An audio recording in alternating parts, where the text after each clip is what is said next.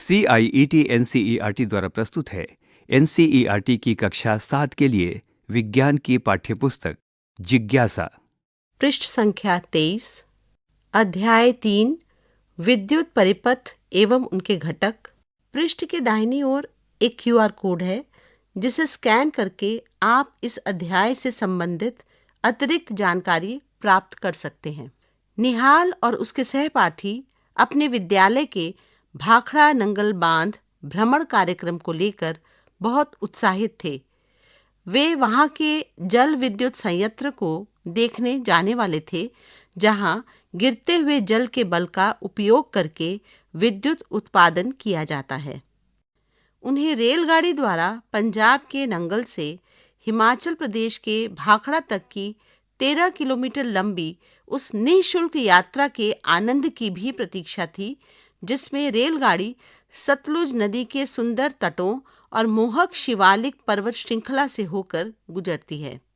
यात्रा से पहले निहाल और उसके सहपाठियों को एक सामूहिक कार्य करने के लिए दिया गया, जिसमें उन्हें विद्युत के उपयोगों पर एक प्रस्तुति देनी थी। उन्होंने सबसे पहले इससे संबंधित जानकारी अपने अपने घर में एकत्रित की और इसके पश्चात क्रमशः अपने विद्यालय में, अपने आसपास में तथा अपने नगर में विद्युत के उपयोग ढूंढे और अंत में इंटरनेट से भी सूचना संकलित की। उन्हें यह देखकर बहुत आश्चर्य हुआ कि उनकी सूची तो बढ़ती ही जा रही थी। उन्होंने निश्चय किया कि वे इन उपयोगों को विभिन्न शीर्षकों के अंतर्गत वर्गीकृत करेंगे। इस पृष्ठ के निचले भाग में विद्युत उपयोगों के कुछ शीर्षक दिए गए हैं, जो कि इस प्रकार हैं: पाक क्रिया में, प्रकाश व्यवस्था में, परिवहन में, ऊष्मन एवं शीतलन में, मनोरंजन के लिए, संचार के लिए, अन्य उपयोग। आइए जानते हैं विस्तार से। पाक क्रिया में विद्युत केतली, mixer grinder, toaster, oven, microwave सम्मिलित है। आप एक अन्य उदाहरण स्वयं लिखें। प्रकाश व्यवस्था में घरों, कार्यालयों, सड़कों, बाजारों, फैक्ट्रियों में प्रयुक्त विद्युत बल्ब LED सम्मिलित है। आप एक अन्य उदाहरण स्वयं लिखें। परिवहन में रेलगाड़ी, बस, कार, स्कूटर, लिफ्ट, चल सोपान सम्मिलित है। आप और एक अन्य उदाहरण स्वयं लिखें। ऊष्मन एवं शीतलन में पंखा, कक्ष ऊष्मक, इमर्शन रॉड, गीजर, रेफ्रिजरेटर, वातानुकूलक सम्मिलित है। आप और एक अन्य उदाहरण स्वयं लिखें। मनोरंजन के लिए दूरदर्शन, रेडियो सम्मिलित है। आप और एक अन्य उदाहरण स्वयं लिखें। संचार के लिए मोबाइल फोन, इंटरनेट सम्मिलित है। आप और एक उदाहरण स्वयं लिखें। अन्य उपयोग जल पंप, क्रेन, संगणक सम्मिलित हैं। आप और एक अन्य उदाहरण स्वयं लिखें। इस पृष्ठ के निचले भाग में भाखड़ा नंगल बांध का चित्र दिया गया है। पृष्ठ संख्या 24। क्या आप इस सूची में विद्युत के कुछ अन्य उपयोग अंकित कर निहाल और उसके सहपाठियों की सहायता कर सकते हैं? विद्युत के उपयोगों के वर्गीकरण की किसी अन्य विधि का सुझाव भी दीजिए। विद्युत का उपयोग तो हम करते ही रहते हैं, अतः आइए विद्युत के विषय में और अधिक जानें। आपने पहले सीखा है कि विद्युत अनेक विधियों से उत्पन्न की जाती है, जैसे पवन चक्कियों में पवन ऊर्जा का उपयोग करके, सौर पैनलों में सौर ऊर्जा का उपयोग करके, गिरते जल द्वारा, प्राकृतिक गैस और कोयले का उपयोग करके आदि। कक्षा 6 विज्ञान की पाठ्यपुस्तक जिज्ञासा के अध्याय प्रकृति की अमूल्य संपदा में आप यह पढ़ चुके हैं। हमारे घरों और फैक्ट्रियों में इन स्रोतों द्वारा उत्पन्न ऊर्जा की आपूर्ति तारों के माध्यम से होती है। उदाहरण के लिए अपने घरों में हम विभिन्न विद्युत उपकरणों के प्लगों को दीवार में लगे विद्युत सॉकेट में लगाते हैं।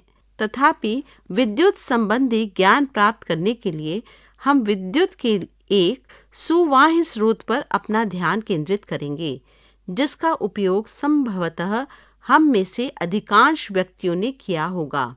आइए हम टॉर्च लाइट जैसे एक सामान्य उपकरण में इसके उपयोग से आरंभ करते हैं। सावधानी, विद्युत के खंभों एवं अन्य विद्युत उपकरणों पर लगा संकट सूचक चिन्ह लोगों को यह चेतावनी देता है कि यदि सावधानी से व्यवहार न किया जाए, विद्युत क्षति भी पहुंचा सकती है। अपने घर अथवा विद्यालय के विद्युत प्रदाय के साथ कभी भी किसी भी प्रकार के प्रयोग न करें। यहाँ तक कि सुवाह्य जनित्रों से प्राप्त होने वाली विद्युत ऊर्जा भी भयावह परिणामकारी हो सकती है। विद्युत संबंधी प्रयोगों में सदैव केवल वैसी ही बैटरियों या सेलों का उपयोग कीजिए जैसी आप टॉर्च लाइटों, दीवार घड़ियों, रेडियो तथा सुदूर नियंत्रकों आदि में करते हैं। पृष्ठ के मध्य भाग में उच्च संकट सूचक चिन्ह का चित्र दिया गया है। 3.1 टॉर्च लाइट। आपने टॉर्च लाइट का उपयोग किया होगा, जिसे टॉर्च अथवा फ्लैश लाइट भी कहते हैं। क्रियाकलाप 3.1। आइए अन्वेषण करें। बिंदु 1, चित्र 3.1 में दर्शाई गई जैसी एक टॉर्च लीजिए। बिंदु 2, सावधानी पूर्वक इसका अवलोकन कीजिए। क्या आपको इसमें कोई लैंप और एक स्विच दिखाई देता है? बिंदु 3, इसके स्विच को खिसकाइए और अवलोकन कीजिए। क्या टॉर्च का लैंप दीप्त होता है? बिंदु 4, अब स्विच को खिसकाकर उसकी पूर्व स्थिति में लाइए और टॉर्च लैंप का अवलोकन कीजिए। आपने ध्यान दिया होगा कि स्विच की एक स्थिति में टॉर्च लैंप दीप्त होता है और दूसरी स्थिति में दीप्त नहीं होता है। स्विच की जिस स्थिति में लैंप दीप्त होता है वह उसकी ऑन स्थिति कहलाती है और दूसरी स्थिति जिसमें लैंप दीप्त नहीं होता ऑफ स्थिति कहलाती है। बिंदु 5, अब टॉर्च को खोलिए। इसके अंदर आपको क्या दिखाई देगा? टॉर्च के अंदर आपको 2 या 2 से अधिक विद्युत सेल दिखाई देंगे। पृष्ठ के नीचे बाईं ओर चित्र 3.1 टॉर्च लाइट का चित्र दिया गया है। पृष्ठ संख्या 25। 3.2 एक सरल विद्युत परिपथ। इस पृष्ठ के ऊपरी भाग में दाईं ओर निहाल का चित्र बना है। वह पूछ रहा है, स्विच की एक स्थिति यानी ऑन स्थिति में टॉर्च का लैंप दीप्तिमान क्यों हो जाता है? 3.2.1 विद्युत सेल। क्रियाकलाप 3.2। आइए अवलोकन करें। बिंदु 1, एक विद्युत सेल लीजिए। इसे सभी तरफ से ध्यानपूर्वक समझिए जैसे कि चित्र 3.2 में बताया गया है। क्या आप विद्युत सेल पर धन यानी जमा का चिन्ह और ऋण यानी घटा का चिन्ह अंकित देखते हैं? क्या आप यह भी देखते हैं कि इसके एक सिरे पर एक उभरी हुई धातु की टोपी है और दूसरे सिरे पर धातु की डिस्क है? सभी विद्युत सेलों में 2 सिरे होते हैं। एक को धनात्मक अथवा धन यानी जमा का चिन्ह सिरा कहा जाता है, जबकि दूसरा सिरा ऋणात्मक अथवा ऋण यानी घटा का चिन्ह सिरा कहलाता है। धातु की टोपी वाला सिरा विद्युत सेल का धनात्मक सिरा होता है, जबकि धातु की चकती वाला सिरा ऋणात्मक सिरा होता है। विद्युत सेल विद्युत ऊर्जा का सुवाह्य स्रोत होता है। पृष्ठ के बीच में दाईं ओर एक छात्रा का चित्र है। वह पूछ रही है, टॉर्च में हम सामान्यतः एक से अधिक सेलों का उपयोग करते हैं। क्या वे इसमें किसी विशेष क्रम में लगे होते हैं? 3.2.2 बैटरी। क्रियाकलाप 3.3। आइए प्रयोग करें। बिंदु 1, एक टॉर्च लीजिए जिसमें 2 सेलों का प्रयोग होता है। इसके सेल वाले प्रकोष्ठ को खोलिए और सेलों को बाहर निकालिए। बिंदु 2, उनके क्रम बदलकर वापस प्रकोष्ठ में रखिए। एक सेल की दिशा उलट करके भी प्रयोग दोहराइए। स्विच को खिसकाइए और जांचिए कि क्या प्रत्येक प्रकरण में इसका लैंप दीप्त होता है। आइए चित्र 3.3 क और 3.3 ख को समझते हैं। चित्र 3.3 क में 2 सेलों से निर्मित बैटरी का चित्र दिया गया है। चित्र 3.3 ख में 4 सेलों से निर्मित बैटरी का चित्र है। बिंदु 3, ध्यान दीजिए, जब सेल चित्र 3.3 में बताए गए क्रम में लगाए गए तो लैंप दीप्त होता है।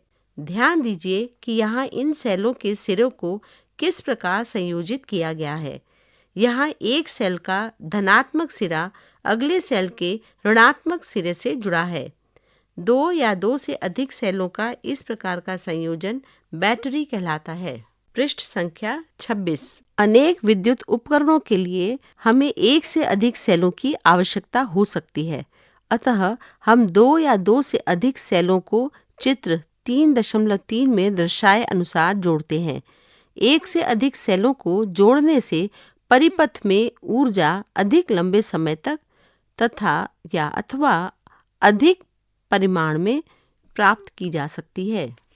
पृष्ठ के बाईं ओर ऊपर की तरफ एक बच्ची का चित्र है जो आपसे रोचक तथ्य साझा कर रही है। रोचक तथ्य: बैटरी शब्द का उपयोग एकल सेल के लिए भी किया जाता है।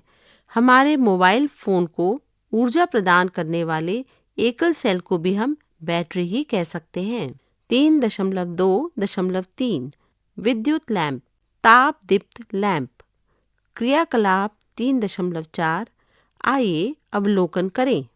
इस क्रियाकलाप के लिए आपको एक ताप दीप्त लैंप अथवा प्रकाश बल्ब युक्त टॉर्च लाइट की आवश्यकता होगी। अनेक पुरानी टॉर्च लाइटों में अभी भी इस प्रकार के लैंपों का उपयोग होता है। अपने शिक्षक की सहायता से सुनिश्चित कीजिए कि आपकी टॉर्च में ताप दीप्त प्रकार का लैंप लगा है।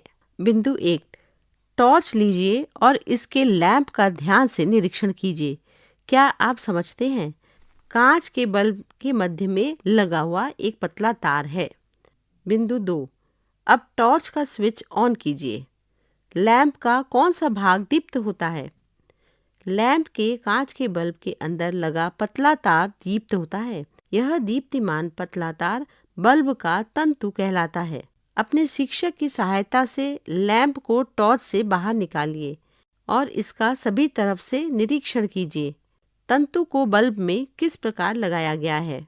तंतु 2 अपेक्षाकृत मोटे तारों से जुड़ा है जो इसे आधार प्रदान करते हैं, जैसा कि चित्र 3.4 क में समझाया गया है। चित्र 3.4 क लैंप के विभिन्न भाग चिन्हित किए गए हैं, जैसे तंतु, मोटा तार, धातु का आवरण दूसरा सिरा, धातु की नोक एक सिरा, विद्युत रोधी आधार, मोटा तार, कांच का बल्ब, तंतु। यहाँ यह बल्ब जल रहा है। एक मोटा तार लैंप के आधार पर लगे धातु के आवरण से जुड़ा है, जबकि दूसरा तार आधार के केंद्र पर लगी धातु की नोक से जुड़ा है। चित्र 3.4 ख टॉर्च के तारों के संयोजन को बताता हुआ सरलीकृत आरेख है। ये तार लैंप के 2 टर्मिनल बताते हैं और ये इस प्रकार लगाए गए हैं कि एक दूसरे के संपर्क में ना आए। इस प्रकार के ताप दीप्त लैंपों में तंतु गर्म हो जाता है और प्रकाश उत्सर्जित करने लगता है। पृष्ठ के निचले भाग में निहाल का चित्र है। वह बता रहा है, किंतु मेरी टॉर्च में एक भिन्न प्रकार का लैंप लगा हुआ है। वास्तव में इसको टॉर्च से बाहर नहीं निकाला जा सकता क्योंकि यह इसमें स्थिर कर दिया गया है। पृष्ठ संख्या 27 LED लैंप। आजकल उपयोग की जा रही अनेक टॉर्चों में ताप दीप्त लैंप के स्थान पर प्रकाश उत्सर्जक diode, light emitting diode LED लैंपों को लगाया जा रहा है, जैसा कि चित्र 3.5 में समझाया गया है।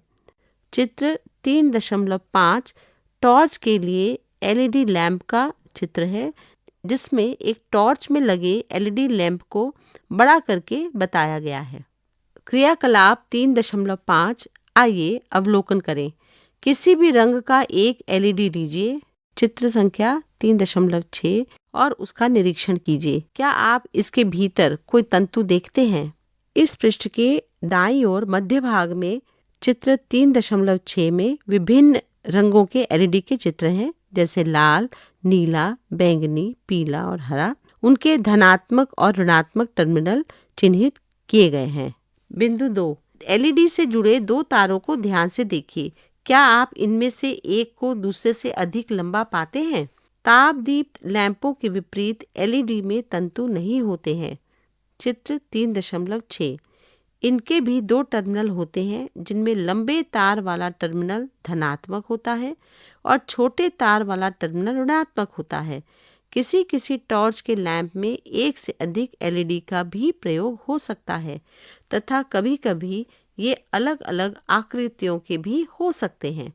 विद्युत सेल, बैटरी एवं लैंपों के विषय में जानकारी प्राप्त कर लेने के पश्चात अब हम किसी सेल या बैटरी का उपयोग करके टॉर्च के लैंप को दीप्तिमान करने के लिए तैयार हैं। 3.2.4 विद्युत सेल अथवा बैटरी का उपयोग करके किसी विद्युत लैंप को दीप्तिमान करना। क्रियाकलाप 3.6, आइए निर्माण करें। बिंदु 1, एक विद्युत सेल, टॉर्च के लिए एक ताप दीप्त लैंप, एक सेल धारक, एक लैंप धारक और विद्युत तार के 4 टुकड़े लीजिए। बिंदु 2, प्रत्येक तार के टुकड़े के दोनों सिरों से लगभग 1 सेंटीमीटर प्लास्टिक का आवरण हटा दीजिए, जिससे धातु का तार दिखाई देने लगे। बिंदु 3, चित्र 3.7 क में दर्शाए अनुसार सेल धारक के दोनों सिरों से 2 तार के टुकड़े जोड़िए। पृष्ठ संख्या 28। पृष्ठ के ऊपरी भाग में चित्र 3.7 दिया गया है, जिसके 3 भाग हैं। भाग क में एक विद्युत सेल धारक है, जिससे 2 तार जुड़े हैं। भाग ख में सेल धारक के अंदर लगा हुआ विद्युत सेल है। भाग ग में विद्युत टेप की सहायता से विद्युत सेल से जोड़े गए तार हैं। बिंदु 4, सेल को इसके धारक में इस प्रकार लगाइए कि इसका ऋणात्मक टर्मिनल धारक के स्प्रिंग वाले सिरे की ओर रहे। चित्र 3.7 ख। यदि सेल धारक उपलब्ध न हो तो 2 तारों के सिरों को सेल के दोनों टर्मिनलों पर विद्युत टेप की सहायता से जोड़ दीजिए, जैसे कि चित्र 3.7 ग में दिया गया है। बिंदु 5, पृष्ठ के मध्य भाग में चित्र 3.8 है, जिसके 3 भाग हैं। क, एक विद्युत लैंप धारक जिससे तार जुड़े हैं। ख, लैंप धारक में लगा ताप दीप्त लैंप। ग, ताप दीप्त लैंप से विद्युत टेप की सहायता से जुड़े तार। अब हम लैंप को दीप्तिमान करने के लिए इसे सेल के साथ संयोजित करने के लिए तैयार हैं। बिंदु 6, अब हम इस क्रियाकलाप को 2 चरणों में करेंगे। पूर्व अनुमान लगाना और अवलोकन करना। सेल और लैंप को जोड़ने के कुछ तरीके तालिका 3.1 में दर्शाए गए हैं। पहला बिंदु, प्रत्येक संयोजन व्यवस्था के लिए पूर्व अनुमान लगाइए कि लैंप दीप्तिमान होगा या नहीं। अपने पूर्व अनुमान तालिका 3.1 में लिखिए। दूसरा, अब लैंप और सेल को आपस में जोड़िए और अवलोकन कीजिए कि लैंप दीप्तिमान होता है या नहीं। अपने अवलोकनों को तालिका 3.1 में लिखिए। जो लैंप दीप्तिमान होते हैं, तालिका में उनके कांच के बल्बों पर पीला रंग लगाइए। पृष्ठ संख्या 29, तालिका 3.1 लैंप को दीप्तिमान करने के प्रयास। टिप्पणी, किसी भी परिपथ में लैंप को दीप्तिमान नहीं दर्शाया गया है। यहाँ पर इस पृष्ठ पर एक तालिका दी गई है, जिसके 4 भाग हैं। पहला, क्रम संख्या। दूसरा, सेल एवं लैंपों की व्यवस्था। तीसरा, लैंप के दीप्तिमान होने संबंधी पूर्व अनुमान। चौथा, वास्तविक प्रयोग में अवलोकन। क्रम संख्या 1 में तापदीप्त लैंप के दोनों टर्मिनल बैटरी के धनात्मक एवं ऋणात्मक टर्मिनल से जुड़े हुए हैं। क्रम संख्या 2, तापदीप्त लैंप के एक टर्मिनल को बैटरी के धनात्मक सिरे से जोड़ा गया है, ऋणात्मक टर्मिनल खुला है। क्रम संख्या 3, तापदीप्त लैंप के एक टर्मिनल को बैटरी के ऋणात्मक टर्मिनल से जोड़ा गया है, दूसरा टर्मिनल खुला है। क्रम संख्या 4, तापदीप्त लैंप में दोनों टर्मिनल बैटरी के धनात्मक सिरे से जुड़े हैं, बैटरी का ऋणात्मक सिरा खुला है। क्रम संख्या 5 में ताप दीप्त लैंप में दोनों टर्मिनल बैटरी के ऋणात्मक सिरे से जुड़े हैं, बैटरी का धनात्मक सिरा खुला है। क्रम संख्या 6 में ताप दीप्त लैंप के दोनों टर्मिनल क्रम संख्या 1 में दी गई स्थिति के विपरीत स्थिति में बैटरी के धनात्मक एवं ऋणात्मक सिरे से जुड़े हैं। तालिका के बाकी 2 भागों को अपने पूर्वानुमान एवं वास्तविक प्रयोग में अवलोकन के हिसाब से भरिए। पृष्ठ संख्या 30। क्रम संख्या 1 और 6 पर दी गई व्यवस्थाओं में तो लैंप दीप्तिमान होता है और शेष व्यवस्थाओं में यह दीप्तिमान नहीं होता। जिन व्यवस्थाओं में लैंप दीप्तिमान होता है उन्हें ध्यान पूर्वक देखिए। इनकी तुलना उन व्यवस्थाओं से कीजिए जिनमें लैंप दीप्तिमान नहीं होता है। क्या आप इस अंतर के कारण का पता लगा सकते हैं? 3.2.5 विद्युत परिपथ। लैंप तभी दीप्तिमान होता है जब इसका एक सिरा विद्युत सेल के एक टर्मिनल से और दूसरा सिरा सेल के दूसरे टर्मिनल से जोड़ा जाता है, जैसा कि चित्र 3.9 में समझाया गया है। यह व्यवस्था विद्युत परिपथ निर्मित करती है जो लैंप से होकर विद्युत धारा के प्रवाह के लिए संपूरित पथ प्रदान करती है। लैंप तभी दीप्तिमान होता है जब परिपथ में धारा प्रवाहित होती है। किसी विद्युत परिपथ में विद्युत धारा की दिशा सदैव विद्युत सेल के धनात्मक टर्मिनल से ऋणात्मक टर्मिनल की ओर होती है। जब लैंप के टर्मिनलों को तार द्वारा विद्युत सेल के टर्मिनलों से जोड़ा जाता है तो ताप दीप्त लैंप के तंतु में से होकर धारा प्रवाहित होती है। इस कारण लैंप दीप्तिमान हो जाता है। ताप दीप्त लैंप के प्रकरण में इससे कोई अंतर नहीं पड़ता कि इसका कौन सा टर्मिनल सेल के धन या ऋण टर्मिनल से जोड़ा जाता है। जब तक परिपथ संपूरित रहता है और इसके तंतु में से धारा प्रवाहित होती रहती है, लैंप दीप्तिमान रहता है। पृष्ठ के बाईं ओर मध्य भाग में चित्र 3.9 एक विद्युत परिपथ का चित्र है। इसमें एक बैटरी और ताप दीप्त लैंप का प्रयोग कर एक विद्युत परिपथ बनाया गया है। पृष्ठ के मध्य भाग में एक बच्चे का चित्र है जो रोचक तथ्य बता रहा है। रोचक तथ्य: कभी कभी सेल से जुड़ा होने पर भी कोई लैंप दीप्तिमान नहीं होता है। तब हम कह सकते हैं कि यह लैंप फ्यूज हो गया है, जो कि प्रायः तंतु के टूट जाने के कारण होता है। टूटा हुआ तंतु धारा के प्रवाह को रोक देता है और लैंप को दीप्तिमान नहीं होने देता। आइए अब हम किसी एलईडी को दीप्तिमान करने का प्रयास करते हैं। क्रियाकलाप 3.7। आइए प्रयोग करें। बिंदु 1, 2 विद्युत सेल, किसी भी रंग का एक एलईडी, 2 सेलों का एक सेल धारक, चित्र 3.8 क तथा विद्युत तार के 2 टुकड़े लीजिए।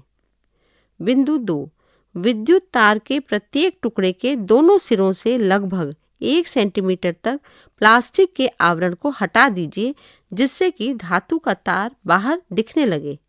बिंदु 3, इन 2 तारों को सेल धारक के चित्र 3.10 क में दर्शाए अनुसार जोड़िए। पृष्ठ संख्या 31। पृष्ठ के बाईं ओर चित्र 3.10 दिया गया है, जिसके 4 भाग हैं। क में 2 तारों को सेल धारक से जोड़ा गया है। ख भाग में सेल धारक में बैटरी लगाई गई है। चित्र ग, इसमें सेल धारक के धनात्मक टर्मिनल को एलईडी के धनात्मक टर्मिनल और सेल धारक के ऋणात्मक टर्मिनल को एलईडी के ऋणात्मक टर्मिनल से जोड़ा गया है।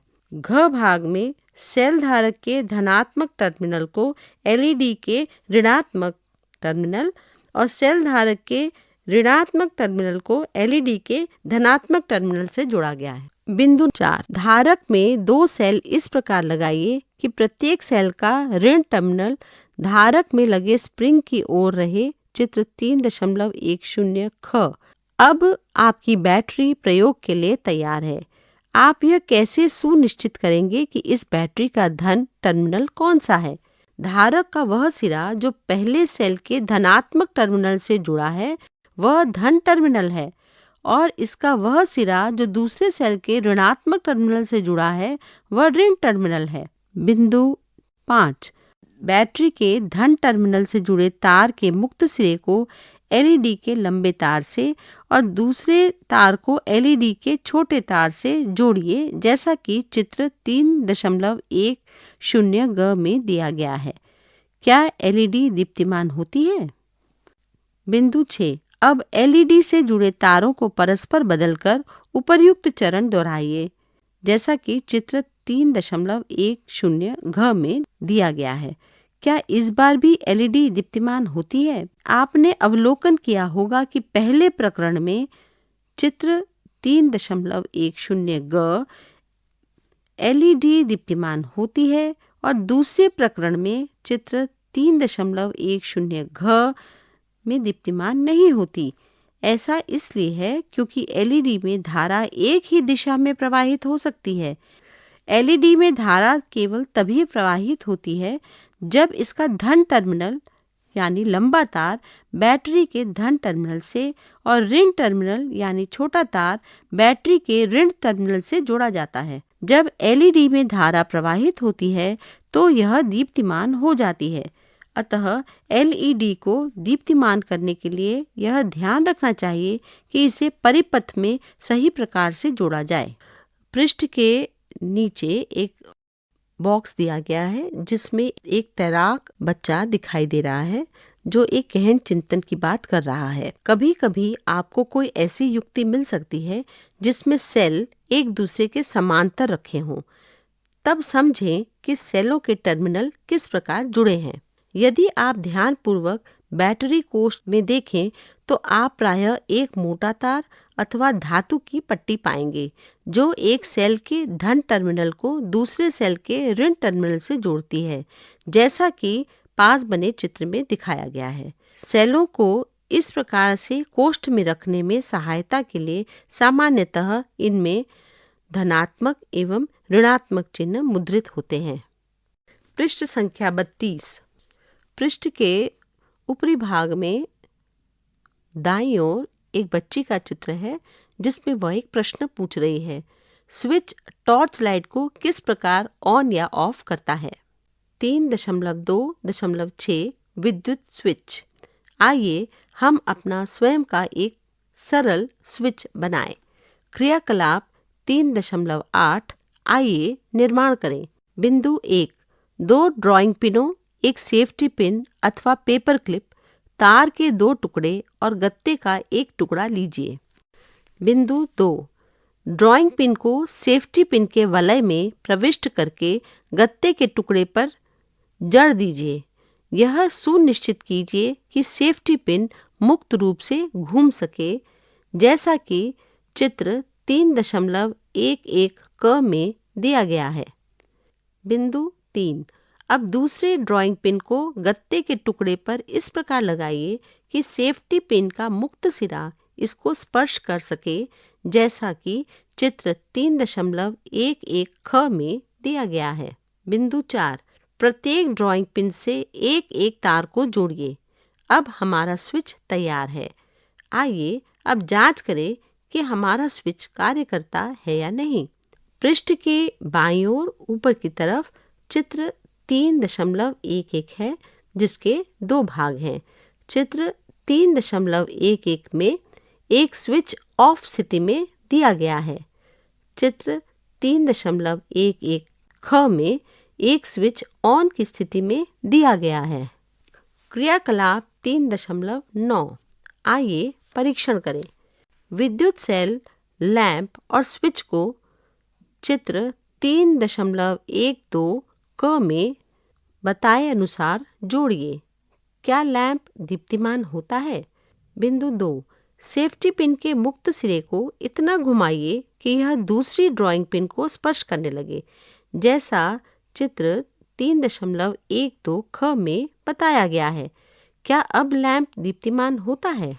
पृष्ठ के बाईं ओर नीचे की तरफ चित्र 3.12 के 2 भाग हैं। चित्र 3.12 क में एक स्विच युक्त विद्युत परिपथ ऑफ स्थिति में है। चित्र 3.12 ख में एक स्विच युक्त विद्युत परिपथ ऑन स्थिति में है। जब सेफ्टी पिन दोनों ड्राइंग पिनों को स्पर्श करती है तो यह उन दोनों के मध्य के अंतराल को भर देती है और परिपथ पूरा हो जाता है, जिससे इसमें धारा प्रवाहित होने लगती है। इस स्थिति को हम ऑन स्थिति कहते हैं, जिसमें परिपथ बंद होता है, जैसा कि चित्र 3.12 ख में बताया गया है। बंद परिपथ में धारा सेल के धन टर्मिनल से ऋण टर्मिनल की ओर प्रवाहित होने लगती है और लैंप दीप्तिमान हो जाता है। जब सेफ्टी पिन दूसरी ड्राइंग पिन को स्पर्श नहीं करती है तो परिपथ में इनके बीच का अंतराल धारा प्रवाह को रोक देता है और लैंप दीप्तिमान नहीं होता।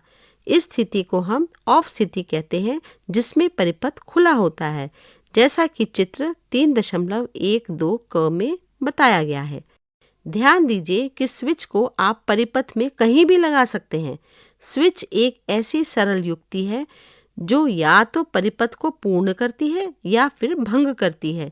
घर में प्रकाश व्यवस्था अथवा अन्य युक्तियों के लिए उपयोग में आने वाले स्विच भी इसी ढंग से कार्य करते हैं, यद्यपि उनको अलग प्रकार से डिजाइन किया जाता है। पृष्ठ संख्या 33। पृष्ठ के दाईं ओर ऊपर एक बच्चे का चित्र है। वह हमसे कुछ प्रश्न पूछ रहा है। क्या हम परिपथ को अपेक्षाकृत अधिक सरल ढंग से निरूपित कर सकते हैं? 3.3 परिपथ आरेख।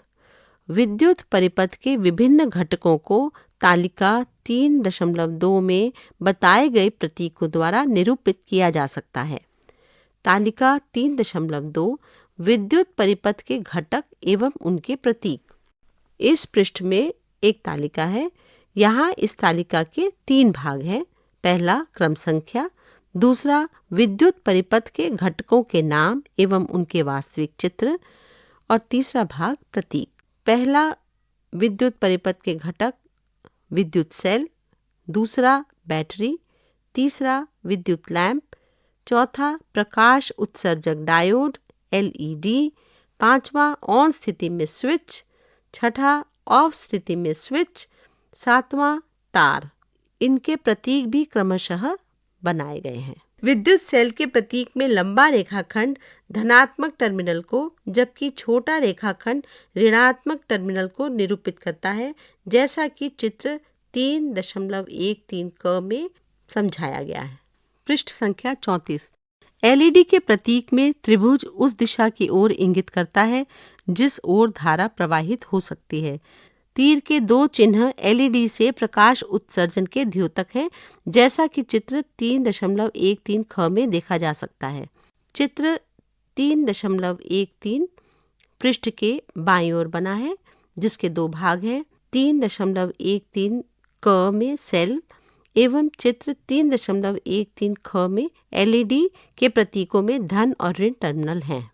विद्युत घटकों को निरूपित करने के लिए प्रतीकों का उपयोग करने से विद्युत परिपथों के आरेख बनाना और उनको समझना सरल हो जाता है।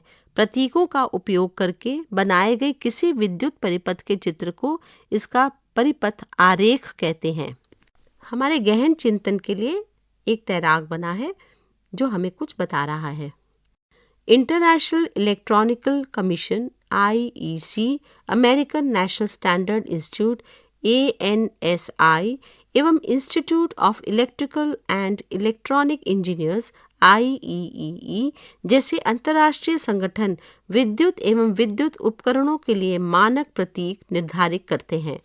समस्त विश्व में समान प्रतीकों का उपयोग होने से विभिन्न देशों और उद्योगों के व्यक्तियों को एक दूसरे की बात सरलता से समझने में सहायता मिलती है। क्रियाकलाप 3.1 आइए आरेख बनाएं। तालिका 3.2 में बताए गए प्रतीकों का उपयोग करके चित्र 3.12 क एवं चित्र 3.10 ग में दिए गए विद्युत परिपथों के परिपथ आरेख बनाइए। क्या आपके द्वारा बनाए गए परिपथ आरेख क्रमशः चित्र 3.14 क एवं चित्र 3.14 ख में दर्शाए गए आरेखों के समान हैं? पृष्ठ के नीचे की ओर 2 चित्र बने हैं। चित्र 3.14 क में एक ताप दीप्त लैंप को लेकर निर्मित परिपथ आरेख है। चित्र 3.14 ख में एक एलईडी को लेकर निर्मित परिपथ आरेख है। 3.4 विद्युत चालक एवं विद्युत रोधी। यहाँ दो बच्चों के चित्र बने हैं जिसमें वे एक दूसरे से प्रश्न पूछ रहे हैं। छात्रा पूछती है, विद्युत परिपथ बनाने में हमने धातु के तारों का ही उपयोग क्यों किया? क्या हम संयोजी तारों के लिए कुछ अन्य पदार्थों का उपयोग भी कर सकते हैं? छात्र पूछ रहा है, और विद्युत तारों पर प्लास्टिक अथवा रबड़ का ही आवरण क्यों चढ़ाया जाता है? पृष्ठ संख्या 35। मान लीजिए कि हम धातु के अतिरिक्त किसी अन्य पदार्थ के विद्युत तार बनाते हैं और उनका उपयोग विद्युत परिपथ बनाने के लिए करते हैं। आपके विचार से क्या ऐसे परिपथ में उन पदार्थों से होकर विद्युत धारा प्रवाहित होगी? क्रियाकलाप 3.11 आइए पहचानें। बिंदु 1, एक विद्युत सेल और लैंप को चित्र 3.15 क में बताए अनुसार इस प्रकार जोड़िए कि तार के दो सिरे मुक्त रहें। बिंदु 2, तारों के दोनों मुक्त सिरों को क्षण भर के लिए परस्पर स्पर्श कराइए। क्या लैंप दीप्तिमान होता है? यदि हाँ, तो हमारा परीक्षण यंत्र उपयोग के लिए तैयार है। हम इस परीक्षण यंत्र का उपयोग उन पदार्थों को पहचानने के लिए कर सकते हैं जिनमें से होकर विद्युत धारा प्रवाहित हो सकती है। बिंदु 3, विभिन्न पदार्थों की बनी वस्तुएं एकत्रित कीजिए, जैसे धातु की चम्मचें, सिक्के, कॉर्क, रबड़, कांच, चाबियां, पिन, प्लास्टिक का मापक, लकड़ी का टुकड़ा, एल्यूमिनियम पर्णिका, मोमबत्ती, सिलाई की सुई, गत्ता, कागज तथा पेंसिल की लीड। बिंदु 4, अपने परीक्षण यंत्र के मुक्त तारों के दोनों सिरों को आपके द्वारा एकत्रित की गई प्रत्येक वस्तु के दो सिरों से स्पर्श कराइए, जैसा कि चित्र 3.15 ख में बताया गया है। यह सुनिश्चित कीजिए कि तार परस्पर संपर्क में न आए। क्या लैंप प्रत्येक प्रकरण में दीप्तिमान होता है? बिंदु 5, अपने अवलोकनों को तालिका 3.3 में लिखिए। पृष्ठ के ऊपरी भाग में दाहिनी ओर दो चित्र बने हैं। चित्र 3.15 क विद्युत चालन परीक्षण यंत्र का है। इसमें बैटरी के धनात्मक सिरे को ताप दीप्त लैंप के एक सिरे से जोड़ा गया है। बैटरी का ऋणात्मक सिरा और ताप दीप्त लैंप का दूसरा सिरा खुले हैं। चित्र 3.15 ख विद्युत चालन परीक्षण यंत्र का उपयोग करके पदार्थ की पहचान का चित्र है। इसमें हमने विद्युत चालक परीक्षण यंत्र के दो खुले सिरों से चम्मच को स्पर्श कराया है। तालिका 3.3 विद्युत चालकों एवं विद्युत रोधियों को पहचानना। इस पृष्ठ पर एक तालिका दी गई है जिसके 5 भाग हैं। क्रम संख्या, वस्तु, पदार्थ का नाम जिससे वस्तु बनी है, लैंप दीप्तिमान हाँ या नहीं, निष्कर्ष विद्युत चालक या विद्युत रोधी। क्रम संख्या 1 में वस्तु है छड़ी और जिस पदार्थ से बनी है वो है लकड़ी, और लैंप दीप्तिमान है या नहीं, नहीं। दूसरी वस्तु पैमाना, पदार्थ का नाम जिससे वस्तु बनी है प्लास्टिक। तीसरी वस्तु चूड़ी, पदार्थ का नाम जिससे वस्तु बनी है कांच। चौथी वस्तु कागज की पट्टी, पदार्थ का नाम जिससे वस्तु बनी है कागज। पांचवी वस्तु मोमबत्ती, पदार्थ का नाम जिससे वस्तु बनी है मोम। छठा चाबी, पदार्थ का नाम जिससे वस्तु बनी है धातु। सातवां इरेजर, पदार्थ का नाम जिससे वस्तु बनी है रबड़। क्रम संख्या 8 एवं 9 की वस्तु और पदार्थ जिससे वे बने हैं वे आप स्वयं लिखिए। इन सभी वस्तुओं का विद्युत चालन परीक्षण यंत्र से जांच कीजिए और देखिए कि लैंप दीप्तिमान है कि नहीं, और फिर निष्कर्ष लिखिए कि वे विद्युत चालक हैं या विद्युत रोधी। पृष्ठ संख्या 36। अपने अवलोकनों का विश्लेषण कीजिए। क्या लैंप सभी पदार्थों के लिए दीप्तिमान होता है? लैंप केवल कुछ ही पदार्थों के लिए दीप्तिमान होता है। इसका तात्पर्य यह है कि विद्युत धारा कुछ पदार्थों में से सरलता से प्रवाहित हो जाती है, किंतु कुछ अन्य पदार्थों में से होकर प्रवाहित नहीं होती है। जिन पदार्थों में से विद्युत धारा सरलता से प्रवाहित होती है वे विद्युत के चालक अथवा सुचालक कहलाते हैं। जिन पदार्थों में से विद्युत धारा प्रवाहित नहीं हो सकती वे विद्युत रोधी अथवा विद्युत के कुचालक कहलाते हैं। तालिका 3.3 में आपके द्वारा अभिलेखित अवलोकनों के आधार पर निष्कर्ष निकालिए कि कौन से पदार्थ विद्युत के चालक हैं तथा कौन से पदार्थ विद्युत रोधी हैं। तालिका 3.3 में इन्हें लिखिए। तालिका 3.3 के अपने निष्कर्षों से आपने ये स्पष्ट अनुभव किया होगा कि धातु विद्युत के चालक होते हैं और इसलिए इनका उपयोग विद्युत तार बनाने के लिए किया जाता है। गहन चिंतन। चांदी, तांबा और सोना विद्युत के सर्वोत्तम चालक हैं, तथापि विद्युत तार बनाने के लिए मुख्यतः तांबे का उपयोग इसकी कम लागत और प्रचुर मात्रा में उपलब्धता के कारण किया जाता है। विभिन्न उपयोगों के लिए भिन्न भिन्न प्रकार के विद्युत तार प्रयोग में लाए जाते हैं। तालिका 3.3 से आपने यह भी जान लिया होगा कि प्लास्टिक और रबड़ विद्युत रोधी पदार्थ हैं। क्या अब आप यह समझ गए हैं कि धातु के तारों पर इन पदार्थों के आवरण क्यों चढ़ाए जाते हैं? चालकों और विद्युत रोधियों दोनों का अपना अपना महत्व है। विद्युत तार, स्विच, प्लगों एवं सॉकेटों के संयोजी भाग चालकों के बने होते हैं।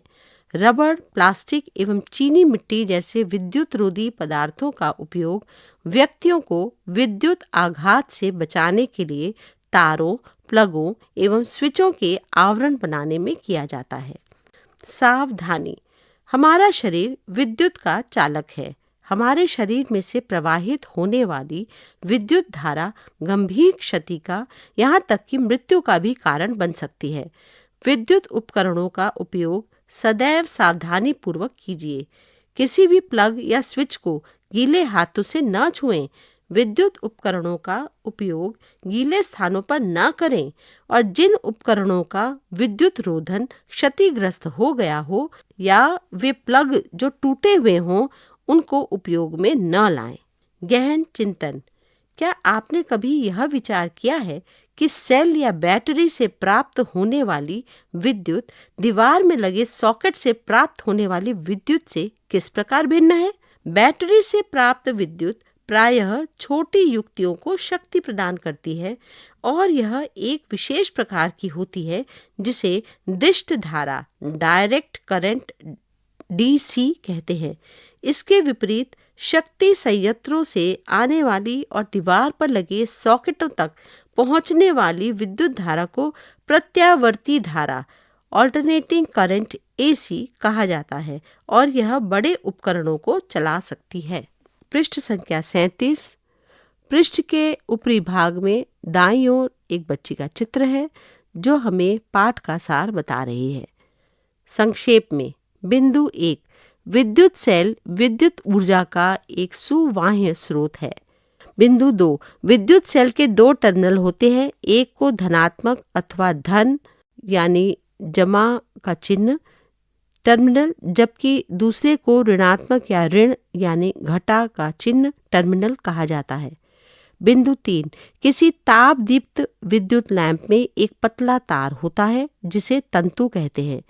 तंतु में विद्युत धारा प्रवाहित होती है तो यह गर्म हो जाता है और प्रकाश उत्सर्जित करने लगता है। बिंदु 4, एलईडी में 2 टर्मिनल होते हैं, एक धन जिसके साथ लंबा तार जुड़ा होता है और दूसरा ऋण जिसके साथ जुड़ा तार छोटा होता है।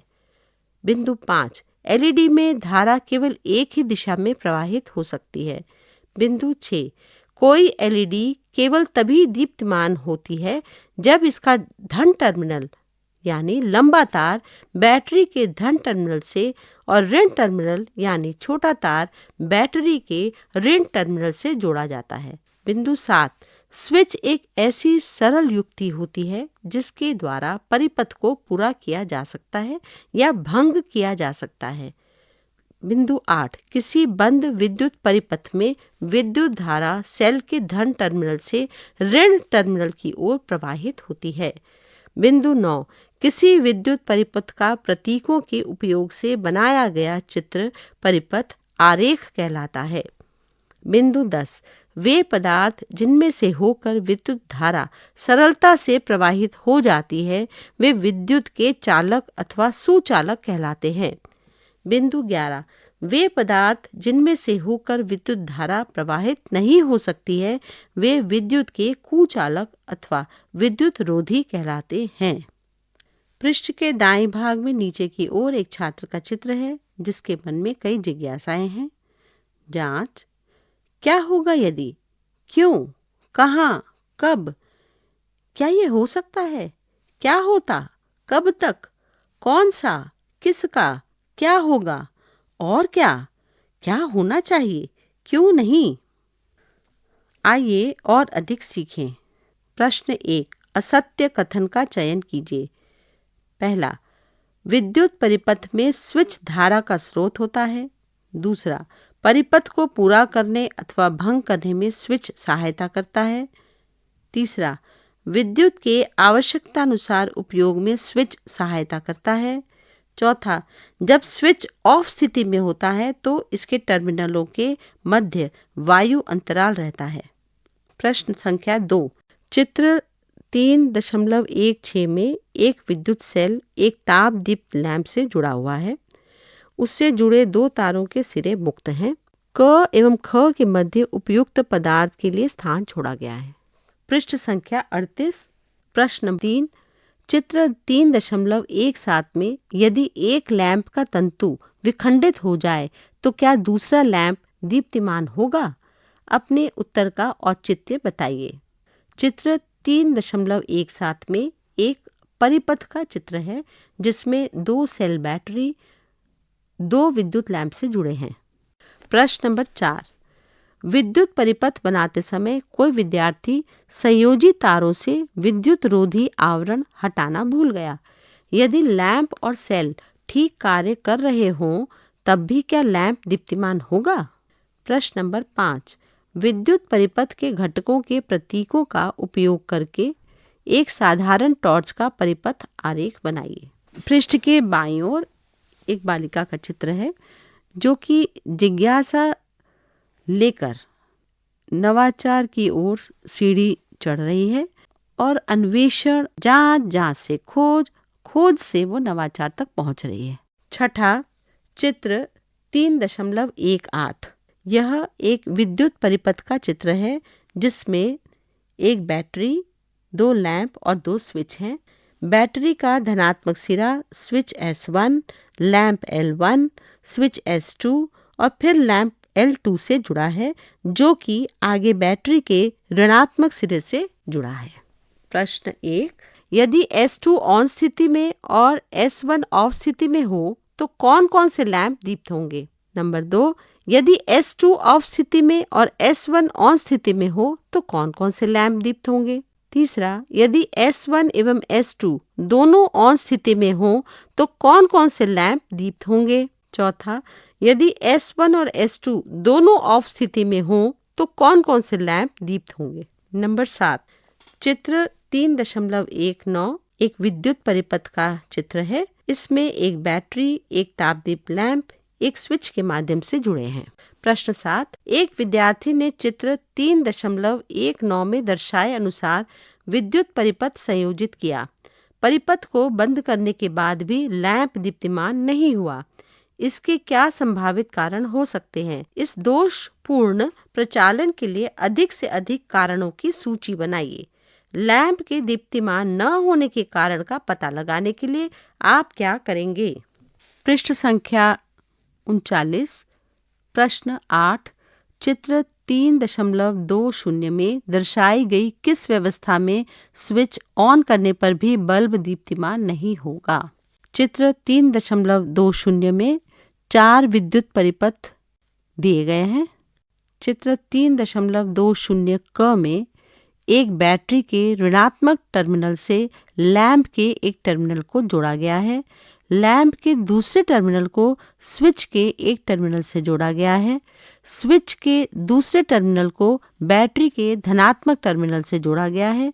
स्विच ऑफ स्थिति में है। चित्र 3.20 ख में एक बैटरी के धनात्मक टर्मिनल से लैंप के एक टर्मिनल को जोड़ा गया है। लैंप के दूसरे टर्मिनल को स्विच के एक टर्मिनल से जोड़ा गया है। स्विच के दूसरे टर्मिनल को बैटरी के ऋणात्मक टर्मिनल से जोड़ा गया है। स्विच ऑफ स्थिति में है। तीसरा, चित्र 3.20 ग में एक बैटरी के ऋणात्मक सिरे को एलईडी के धनात्मक सिरे से जोड़ा गया है। एलईडी के ऋणात्मक सिरे को स्विच के एक सिरे से जोड़ा गया है। स्विच के दूसरे सिरे को बैटरी के धनात्मक सिरे से जोड़ा गया है। स्विच ऑफ स्थिति में है। चित्र 3.20 घ में एक बैटरी के धनात्मक सिरे को एलईडी के धनात्मक सिरे से जोड़ा गया। एलईडी के ऋणात्मक सिरे को स्विच के एक सिरे से जोड़ा गया। स्विच के दूसरे सिरे को बैटरी के ऋणात्मक सिरे से जोड़ा गया। स्विच ऑफ स्थिति में है। प्रश्न नंबर 9, यदि किसी बैटरी पर धनात्मक एवं ऋणात्मक चिन्ह पढ़े नहीं जा रहे हैं तो इस बैटरी के टर्मिनलों को पहचानने की कोई एक विधि सुझाइए। प्रश्न नंबर 10, आपको 6 सेल दिए गए हैं जिन पर क, ख, ग, घ अंग और च अंकित हैं।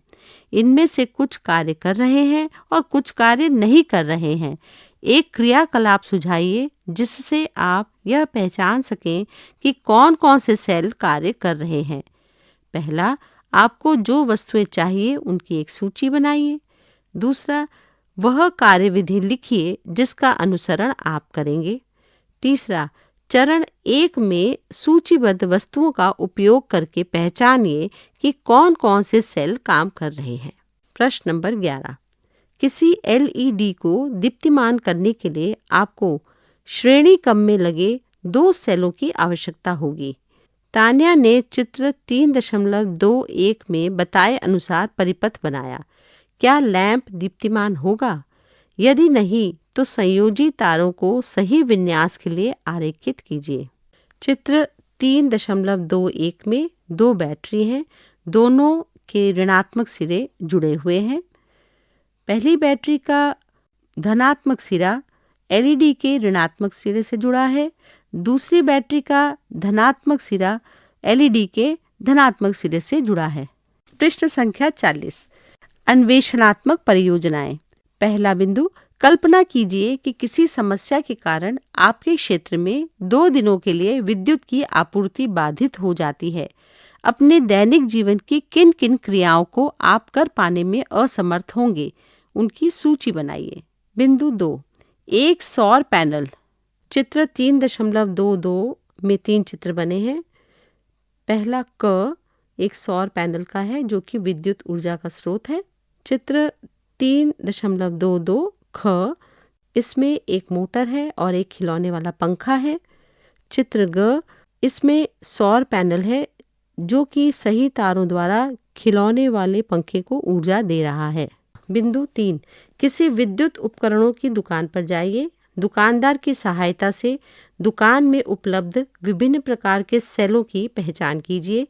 प्रत्येक सेल के लिए पता लगाइए कि यह किस युक्ति या युक्तियों में प्रयुक्त होता है या होते हैं। इस पर एक रिपोर्ट बनाइए। बिंदु 4, अपने घर में पाई जाने वाली वस्तुओं की सूची 3 शीर्षकों के अंतर्गत बनाइए। पहला, ऐसी वस्तुएं जो केवल विद्युत रोधी हैं। दूसरा, ऐसी वस्तुएं जो केवल विद्युत की चालक हैं। तीसरी, ऐसी वस्तुएं जिनके कुछ भाग विद्युत रोधी हैं और कुछ भाग विद्युत के चालक हैं। विज्ञान एवं समाज। विद्युत सेल अथवा बैटरी विद्युत ऊर्जा के छोटे सुवाह्य स्रोत हैं जो कुछ विद्युत युक्तियों के उपयोग को अधिक सुविधाजनक बना देते हैं। विभिन्न उद्देश्यों के लिए ये सेल अथवा बैटरियां विविध आकृतियों और आमापों में मिलती हैं, जैसे टॉर्च लाइट, दीवार घड़ी, रिमोट, खिलौनों आदि के लिए बेलन आकार सेल तथा कलाई घड़ियों, श्रवण सहायक यंत्रों आदि के लिए बटन सेल एवं मोबाइल फोन, लैपटॉप, विद्युत वाहनों आदि के लिए पुनरावेशीय सेल। पृष्ठ के दाईं ओर नीचे की ओर विभिन्न बैटरियों के विविध आकृतियों और आमापों के चित्र दिए गए हैं। अध्याय 3 समाप्त हुआ। अभी आप सुन रहे थे एनसीईआरटी की कक्षा 7 के लिए विज्ञान की पाठ्यपुस्तक जिज्ञासा। वाचन स्वर उषा छाबड़ा। ध्वन्यांकन मंजू कुमारी। संपादन चेतना शर्मा। निर्देशन एवं निर्माण विमलेश चौधरी तथा प्रस्तुति CIET NCERT नई दिल्ली, भारत।